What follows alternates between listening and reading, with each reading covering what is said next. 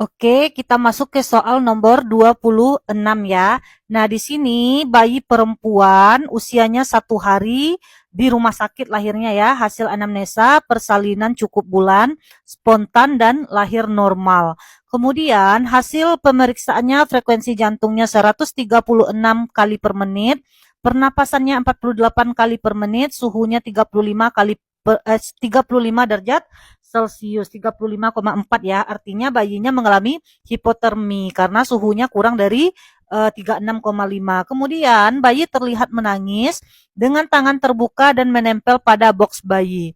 Nah, di sini yang menjadi pertanyaan adalah apakah mekanisme kehilangan panas yang terjadi pada tubuh bayi sesuai kasus tersebut? Nah, jadi yang ditanya adalah mekanisme kehilangan panas. Jadi kita harus tahu dulu mekanisme kehilangan panas itu apa-apa aja ya. Nah, jadi untuk mekanisme kehilangan panas itu ada radiasi, konveksi, konduksi, sama evaporasi. Kalau rehabilitasi itu bukan sebuah mekanisme kehilangan panas.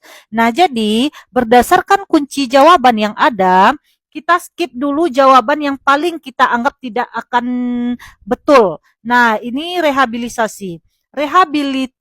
Rehabilitasi itu bukan sebuah proses atau mekanisme kehilangan panas tubuh. Jadi untuk jawaban opsi E udah dipastikan itu kurang tepat ya.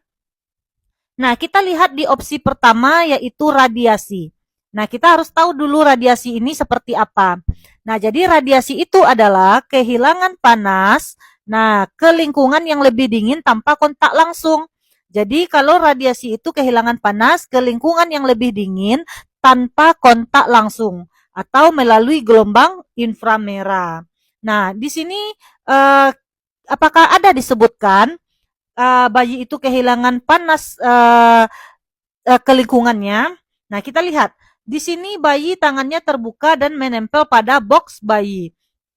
Nah, jadi untuk radiasi kita anggap kurang tepat ya, karena pada soal tidak disebutkan bayi berada di lingkungan terbuka yang sangat dingin atau bayi tidak disebutkan telanjang atau tidak pakai baju ya di bawah suhu ruangan yang dingin. Nah, kecuali di soal dibilang di bayi berada di suhu ruangan yang 36 atau dengan suhu ruangan AC gitu ya. Tapi di soal itu kan tidak ada. Maka tidak ada indikasi kehilangan panas secara langsung melalui udara. Jadi untuk radiasi ini kehilangan panasnya melalui udara ya. Misalnya berada di lingkungan atau ruangan yang ber-AC gitu. Tapi di soal tidak ada. Maka kita anggap untuk jawaban radiasi kurang tepat. Nah, kemudian kita lihat opsi yang B, konveksi. Jadi definisi konveksi ini adalah kehilangan panas ke udara sekeliling yang lebih dingin.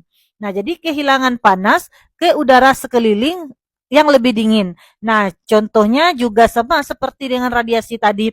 Apakah alirannya itu, aliran udaranya itu melalui angin atau melalui AC gitu ya. Nah, di sini juga tidak dijelaskan bahwa bayi itu berada di udara yang ber-AC atau udara yang dengan angin yang kencang, itu kan tidak ada ya. Maka untuk opsi konveksi kita anggap juga kurang pas. Nah, kemudian kita lihat konduksi.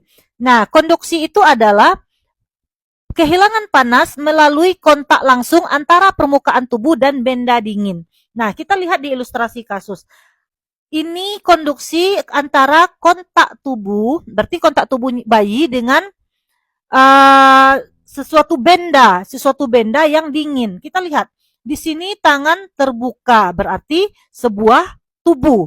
Nah, artinya itu kontak tubuh yang dan menempel pada box bayi. Nah, jadi box bayi ini merupakan sebuah benda yang dingin. Sedangkan tangan terbuka ini adalah tubuh. Jadi, tangan terbuka artinya berkontak atau bersentuhan, menempel pada box bayi. Maka ini dinamakan sebuah mekanisme kehilangan panas melalui kontak tubuh antara permukaan tubuh dengan benda yang dingin. Nah, jadi permukaan tubuhnya kita di sini tangan terbuka, benda dinginnya adalah box bayi. Nah, maka untuk opsi nomor C yaitu konduksi, nah itu kita anggap atau berdasarkan ilustrasi dan kata kunci yang kita temukan ini adalah jawaban yang pas ya. Nah, jadi kita skip dulu, kita skip terus kita lihat evaporasi bagaimana. Nah, kemudian untuk evaporasi itu adalah kehilangan panas melalui penguapan cairan. Nah, di sini penguapan cairan ya, cairan. Nah, biasanya ini setelah mandi atau ketika bayi itu basah. Apakah karena keringat atau adakah cairan ketuban ataukah air gitu ya. Karena di sini kan cairan. Jadi intinya evaporasi itu adalah cairan. Nah, jadi apakah ada di sini disebutkan air atau yang lain? Itu kan tidak ada ya. Nah, maka di sini evaporasi juga kita anggap kurang pas. Karena ini cairan bisa jadi misalnya mandi bayinya setelah mandi. Nah, kalau setelah mandi itu bisa disebut dengan evaporasi karena dia kehilangan panas melalui penguapan cairan atau biasanya setelah mandi atau ketika bayi itu basah. Oke, semoga bisa dipahami ya.